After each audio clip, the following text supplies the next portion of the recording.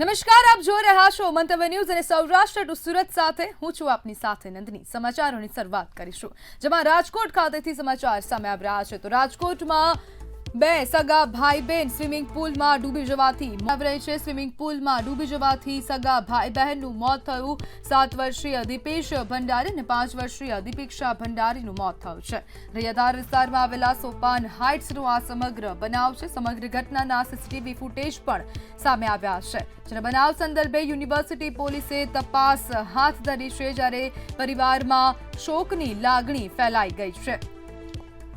જ્યારે સગા ભાઈ બહેનના મોતથી પરિવારમાં શોકનો માહોલ જોવા મળી રહ્યો છે।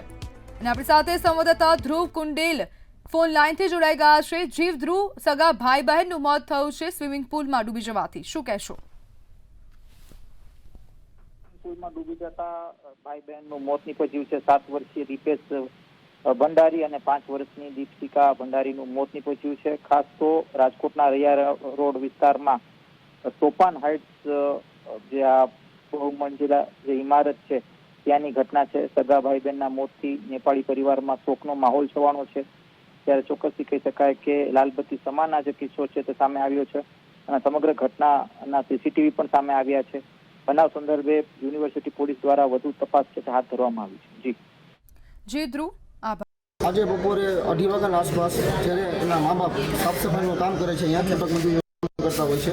કામ કરીને એના મમ્મી ઉપર ઘરકામ કરતા હતા અને પપ્પા સૂતા હતા, ત્યારે બંને બાળકો દરવાજો ખોલી અને સ્વિમિંગ પુલ પાસે જઈ અને સ્વિમિંગ પુલમાં નાહવા પડેલા અને અચાનક એમના પગ કેવું આવ્યું નહીં હોય અને એમાં ડૂબવાથી બંને બાળકોનું મોત થયેલ છે।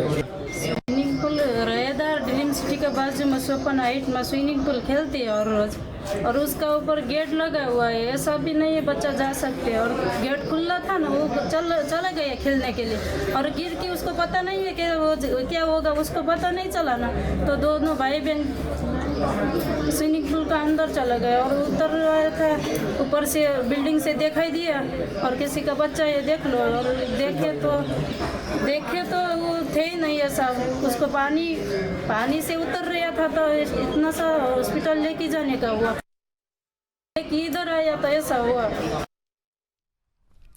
રાજકોટમાં આજે ભાજપની સૌરાષ્ટ્ર ઝોનની મહત્વપૂર્ણ બેઠક યોજાઈ રહી છે। સ્થાનિક સ્વરાજ્યની ચૂંટણી પૂર્વે ભાજપ એક્શન મોડમાં આવી ગયું છે। આ બેઠકમાં સંગઠનને મજબૂત બનાવવાથી લઈને ચૂંટણીની રણનીતિ ઘડવા સુધીના મુદ્દાઓ પર ચર્ચા શરૂ થઈ છે। આ બેઠકમાં સૌરાષ્ટ્રના તમામ સાંસદો, ધારાસભ્યો અને જિલ્લા શહેર સંગઠનના હોદ્દેદારો હાજરી આપી છે। આ સાથે સૌરાષ્ટ્રભરના સિનિયર આગેવાનોની પણ હાજરી જોવા મળી હતી। પ્રદેશ પ્રમુખ જગદીશ વિશ્વકર્મા, પ્રદેશના જનરલ સેક્રેટરી અનિરુદ્ધ દવે સહિતના સંગઠનના બેઠકમાં માર્ગદર્શન આપ્યું હતું। આ બેઠકમાં ખાસ કરીને સંગઠનને વધુ મજબૂત બનાવવાનો ફોકસ રાખવામાં આવ્યો છે।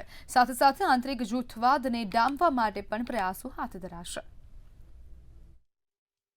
આવનારી સ્થાનિક સ્વરાજ્યની સંસ્થાઓની જે ચૂંટણીઓ આવી રહી છે એ ચૂંટણીની અંદર સરપંચથી કરીને સંસદ સુધીનો જે નારો છે એ પ્રમાણે નગરપાલિકાથી કરી અને છેક લોકસભા સુધી વચ્ચેની કડી પૂકી જે નાની કડી જે સ્થાનિક સ્વરાજ્ય છે એ સ્થાનિક સ્વરાજ્યને જીતવા માટે, સ્થાનિક સ્વરાજ્યની અંદર પાછા જવા માટેની તૈયારીઓના ભાગરૂપેની આજની બેઠક મળવાની છે।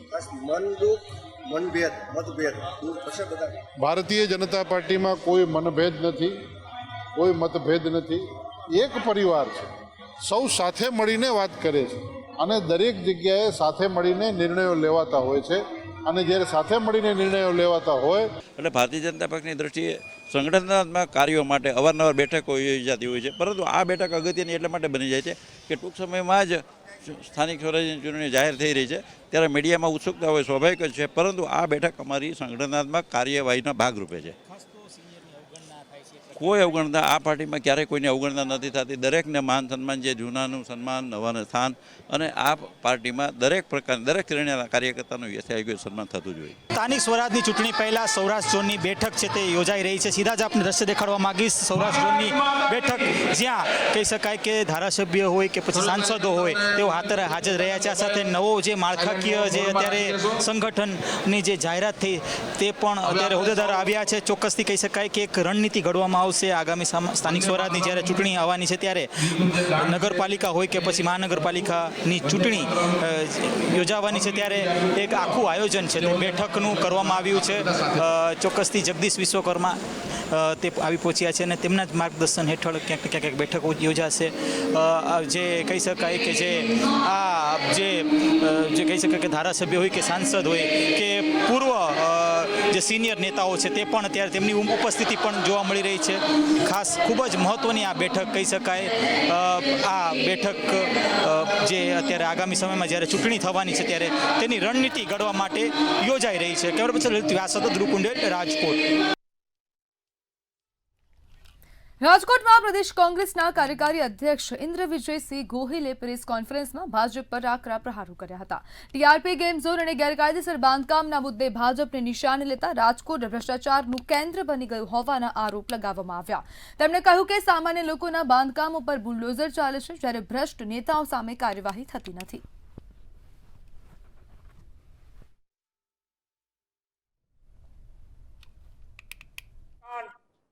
જેમાં વહીવટી તંત્ર દ્વારા જે પરવાનગીઓ આપવાની હોય, જે સુરક્ષાના નિયમોનું પાલન કરવાનું હોય એ કરવામાં ચૂક કરવામાં આવી, ભ્રષ્ટાચાર કરવામાં આવ્યો, જેનો ભોગ રાજકોટ શહેરના અનેક યુવાનો બન્યા અને 500 ડિગ્રી જેવા ટેમ્પરેચરની અંદર પોતાનો જીવ સળગીને ગુમાવવો પડે એ પ્રકારની પરિસ્થિતિ ઊભી થઈ.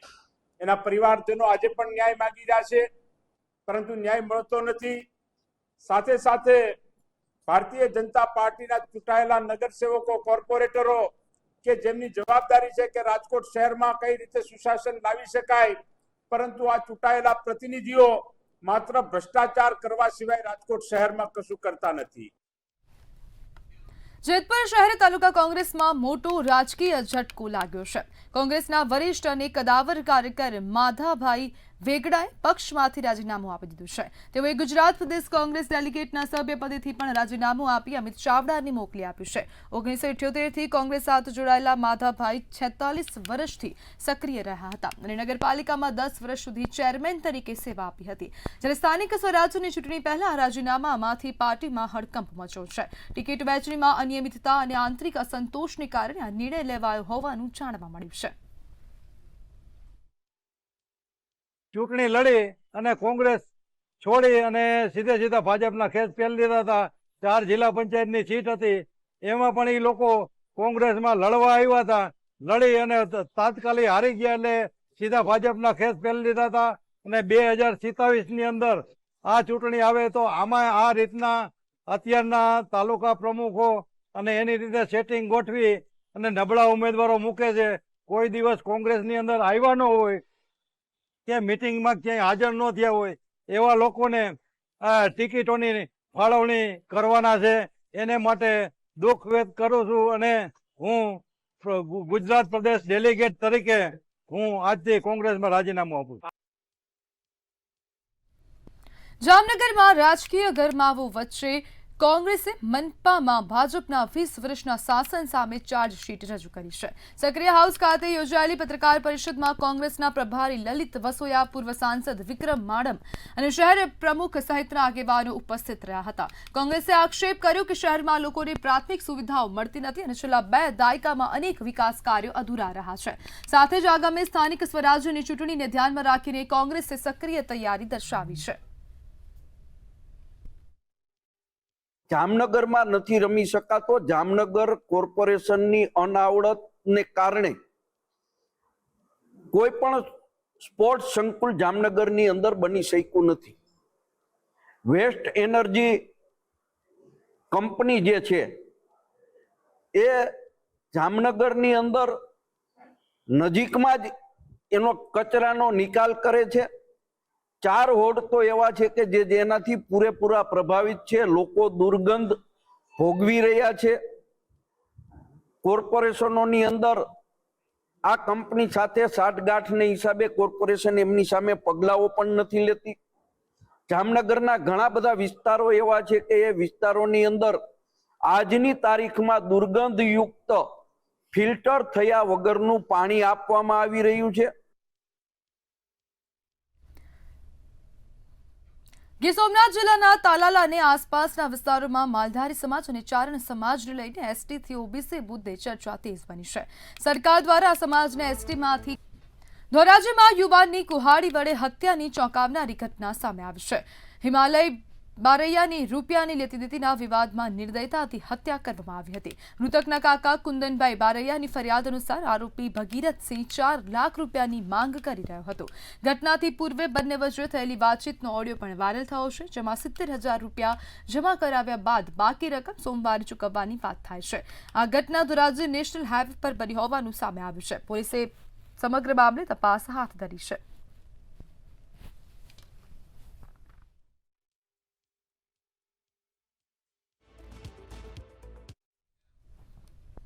સુરતમાંથી એક એવો કિસ્સો સામે આવ્યો જે માત્ર એક વિદ્યાર્થીની વ્યથા નથી, પરંતુ બાળકોના માનસિક આરોગ્ય વિશે ગંભીર ચેતવણી છે.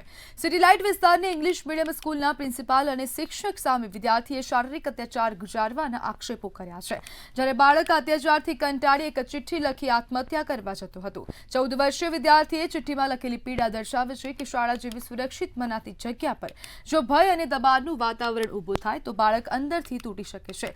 સતત ડર, અપમાન અથવા દબાણ બાળકના આત્મવિશ્વાસ અને માનસિક સંતુલન પર ઊંડો પ્રભાવ પાડે છે. તેથી હવે વાલીઓએ બાળકોના વર્તનમાં આવતા નાના બદલાવ પણ ધ્યાનથી જોવું જરૂરી છે. જોકે શિક્ષકો અને શાળા તંત્ર માટે પણ આ ઘટના મહત્વપૂર્ણ સંદેશ આપે છે કે શિક્ષણની સાથે સહાનુભૂતિ અને સુરક્ષિત વાતાવરણ ઇક્વલી જરૂરી છે.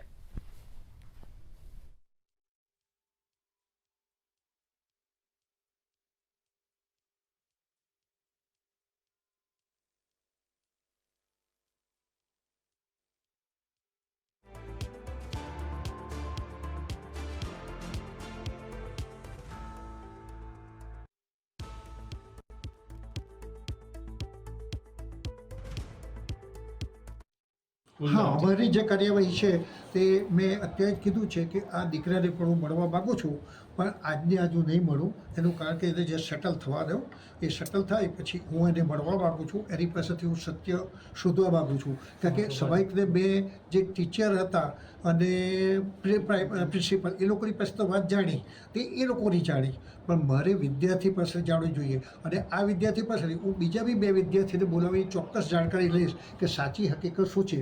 કારણ કે આપણે એક વસ્તુ જાણીએ છીએ કે કોઈ પણ સંજોગોની અંદર તમારે આ રીતે હાથ ઉપાડવાનો નહીં જોઈએ. સુરતના ઉમરા વિસ્તારમાં હની ટ્રેપ અને નકલી પોલીસ ગેંગનો પર્દાફાશ થયો છે. પોલીસે બાતમીના આધારે ફ્લેટમાં દરોડા પાડીને એક મહિલા સહિત 4 આરોપીઓને ઝડપી પાડ્યા છે. ગેંગ સોશિયલ મીડિયા મારફતે યુવાનોને પ્રેમ જાળમાં ફસાવી નિર્જન સ્થળે બોલાવતી હતી. ત્યારબાદ અન્ય સભ્યો નકલી પોલીસ બની ધમકી આપતા અને બળાત્કારના ખોટા કેસમાં ફસાવવાની વાત કરીને રૂપિયા વસૂલતા હતા. આરોપીઓ ભોગ બનનાર પાસેથી લગભગ 5 લાખ રૂપિયા માંગતા હતા. હાલ પોલીસે તમામ આરોપીઓ વિરુદ્ધ ગુનો નોંધીને આગળની કાયદેસરની કાર્યવાહી હાથ ધરી છે. નકલી પોલીસ બનીને આવેલા બીજા 3 ઇસમોએ એની પાસે બળાત્કારના કેસમાં ફસાઈ દેવા માટે એને ધમકી આપી અને જો કેસ ન કરવો હોય આમ કરી એની પાસે નકલી પોલીસ બની અને એના વિરુદ્ધમાં કોઈ પોલીસ કેસ ન થાય આમ કરી એના માટે એની પાસે 5 લાખ રૂપિયા માંગણી કરવામાં આવી. અને એ દરમિયાન આ સંપૂર્ણ જે વિગત હતી, જે આ ગેરકાયદેસર કૃત્ય હતું, એ પોલીસની સરપ્રાઇઝ રેડ દરમિયાન સામે આવ્યું અને નકલી પોલીસ અને બની અને લોકોને છેતરી બ્લેકમેલિંગ કરી પૈસા પડાવતી ટોળકી તાત્કાલિક એ લોકોને એરેસ્ટ કરવામાં આવ્યા. સુરત શહેરમાં હની ટ્રેપ ગેંગનો પર્દાફાશ કરવામાં આવ્યો છે. પોલીસે સૂર્ય મંજરી એપાર્ટમેન્ટમાંથી રેડ પાડી 2 મહિલા સહિત 5 આરોપીઓની ધરપકડ કરી છે. સોશિયલ મીડિયા દ્વારા સંપર્ક કરી યુવકોને ગેંગ ફસાવતી હતી. બીભત્સ ફોટો વિડીયો બનાવી બ્લેકમેલ કરતા હતા અને ખંડણી ન આપતા બદનામ કરવાની ધમકી આપતા હતા. ત્યારે પોલીસે 5 આરોપીઓને ઝડપી એક આરોપીને વોન્ટેડ જાહેર કર્યો છે. જ્યારે ઝડપાયેલા આરોપીઓ સામે અગાઉ પણ ગુના નોંધાયા છે.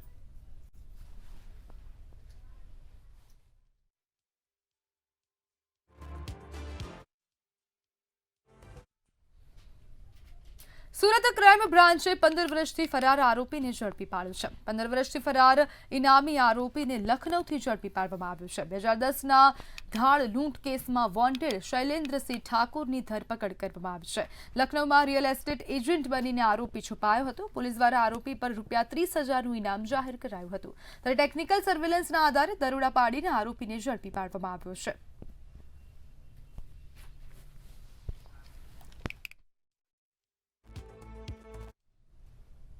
સુરતમાં કાપડ વેપારીઓ સાથે લાખોની ઠગાઈ કરનાર આરોપીઓ ઝડપાયા છે. સારોલીમાં વેપારીઓ સાથે ₹5.92 લાખની છેતરપિંડી કરનાર 2 આરોપીઓની ધરપકડ કરવામાં આવી છે. ફરાર ઘેવરરામ પ્રજાપતિ અને રાજુરામ પ્રજાપતિની ધરપકડ કરાઈ છે. માલ મંગાવ્યા બાદ પેમેન્ટ ન ચૂકવી આરોપીઓ ફરાર થયા હતા. વર્ષ 2026માં ગુનો નોંધાયા બાદ આરોપીઓ નાસ્તા ફરતા હતા.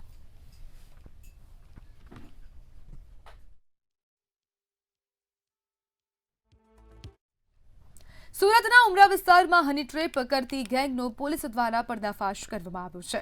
2 મહિલા સહિત કુલ 5 આરોપીઓને ઝડપી પાડવામાં આવ્યા છે. ગેંગ જર્જરિત અને બંધ પડેલા સૂર્ય મંજરી એપાર્ટમેન્ટના ફ્લેટમાંથી કામગીરી કરતી હતી. યુવતીઓ સોશિયલ મીડિયા અને મોબાઈલ દ્વારા લોકોને સંપર્ક કરી એકાંત સ્થળે બોલાવતી અને બીભત્સ ફોટો વિડીયો ઉતારી બ્લેકમેલ કરતી હતી. એક યુવક પાસેથી ₹5 લાખ રૂપિયાની ખંડણી માંગવામાં આવી હતી અને ના આપ્યા તો કેસ કરવાની ધમકી આપવામાં આવતી હતી. ત્યારે શંકાસ્પદ હલચલના આધારે પોલીસે છાપો મારી ગેંગને રંગે હાથ ઝડપી પાડી તપાસ હાથ ધરી છે.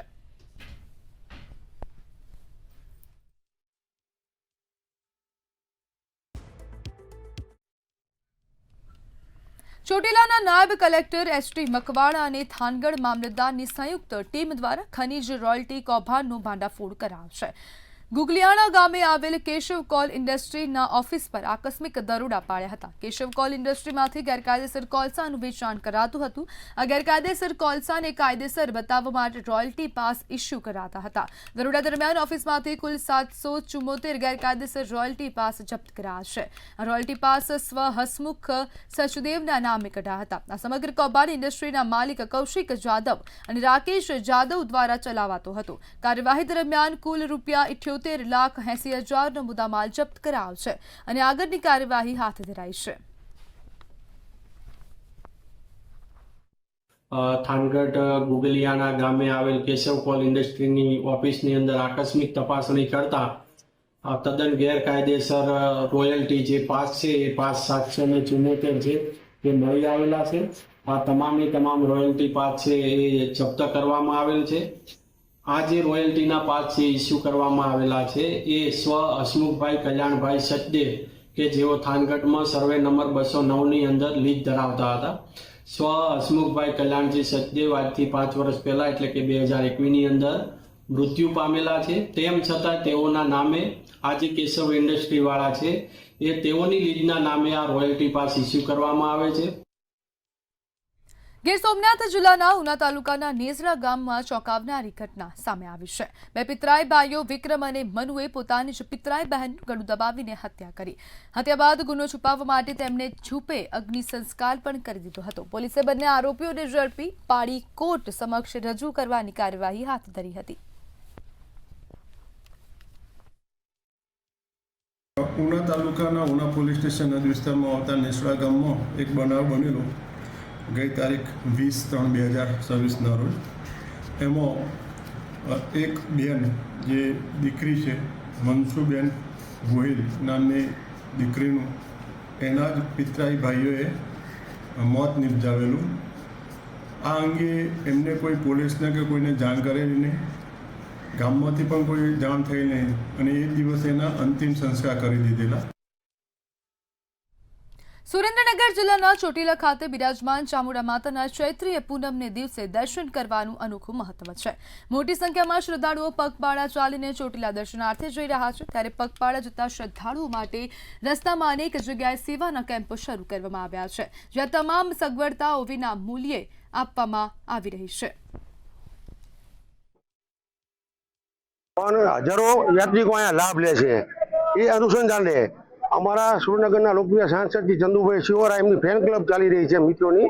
એમનો 2 વર્ષથી છેલ્લા 2 વર્ષથી એમનો ખૂબ સહયોગ સહકાર, કારણ કે 90% કોળી ઠાકોરો આ ઉત્તર ગુજરાતી આવે છે ત્યારે સવારમાં વહેલા બટેકા પૌવા, વણેલા ગાંઠિયા, ભજીયા મિક્સ, ચા, કોફી, એ સિવાય બપોરે જમવાનું, 3 કલાક લીંબુ નેચરલ શરબત, આઈસ્ક્રીમ, સાંજે જમવાનું.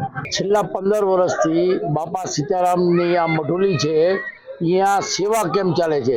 ચોટીલા જે ચાલીને જાય છે, એમાં ચામુંડાની બધા અહીંથી અમદાવાદ, મહેસાણા અને બધાથી ચાલીને યાત્રાળુઓ જાય છે.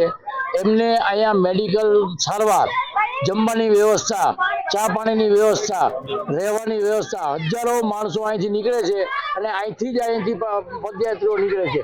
એમને બધી વ્યવસ્થા મળી રહે એટલા માટે બાપા સીતારામ વઢવાણ ખાતે બાપા સીતારામની મઢોલી વડ કહેવાય. આ વડ છે. આપણે આ બાપા સીતારામ કેમ્પ બહુ વર્ષથી 15 વર્ષથી હું ચાલીને આવું છું. તથા આ કેમ્પ જ રોકાવી છે અમે. બહુ સારી સુવિધા છે, દવા માટે, ચાલવા માટે કે શું પાણી કે નાહવા માટે બધી સુવિધા અમને ઉપલબ્ધ છે. બહુ ખાસ સેવા આપે છે, બધાએ સેવકો બહુ સારા છે. ચૈત્રી પૂનમનું વિશેષ મહત્વ રહ્યું છે ત્યારે ચોટીલા જે યાત્રાધામ ખાતે પદયાત્રીઓનો જ્યારે સંઘ નીકળતો હોય છે ત્યારે છેલ્લે 11 સુરેન્દ્રનગરની અંદર યાત્રીઓનો પ્રવેશ થાય છે ત્યારે વઢવાણ ખાતે જે બાપા સીતારામની મઢોલી છે ત્યાં પદયાત્રીનો એક વિસામો સેવા કેમ્પ કરવામાં આવી રહ્યો છે, જે છેલ્લા 15 વર્ષથી સેવા કેમ્પ કરવામાં આવી રહ્યો છે. ત્યારે વાત કરવા જઈએ તો આ જે સેવા કેમ્પની શરૂઆત મનોજ દવે જે છે એમણે કરેલી, ત્યારે હાલ મનોજ દવેનું ગત વર્ષે જ્યારે અવસાન થતાં એમના પરિવારજનો અત્યારે આ બાપા સીતારામની જે મઢોલી રહી એને ચલાવી રહ્યા છે અને આ વર્ષે પણ યાત્રીઓ માટે એક સેવા કેમ્પનું આયોજન કર્યું છે. આપ જોઈ શકો છો કે ત્યાં યાત્રીઓને રહેવા માટેની સુવિધા છે, આરામ કરવા માટેની સુવિધા છે અને મેડિકલ સારવાર માટેની પણ સુવિધા છે. તો વાત કરવા જઈએ તો સુરેન્દ્રનગરની અંદરથી ચોટીલા જતા પદયાત્રીઓની અંદર ખાસ કરીને ઉત્તર ગુજરાતના પદયાત્રીઓ અને અમદાવાદ, મહેસાણાના પદયાત્રીઓ આથી પસાર થતા હોય છે અને હજારોની સંખ્યામાં લાભ લે છે. સુરેન્દ્રનગરથી અશોક રામી, મંતવ્ય ન્યૂઝ. તો સમાચારમાં હાલ બસ આટલું જ. હવે જુઓ સીધો સંવાદ મારા સહયોગી રોનક સાથે.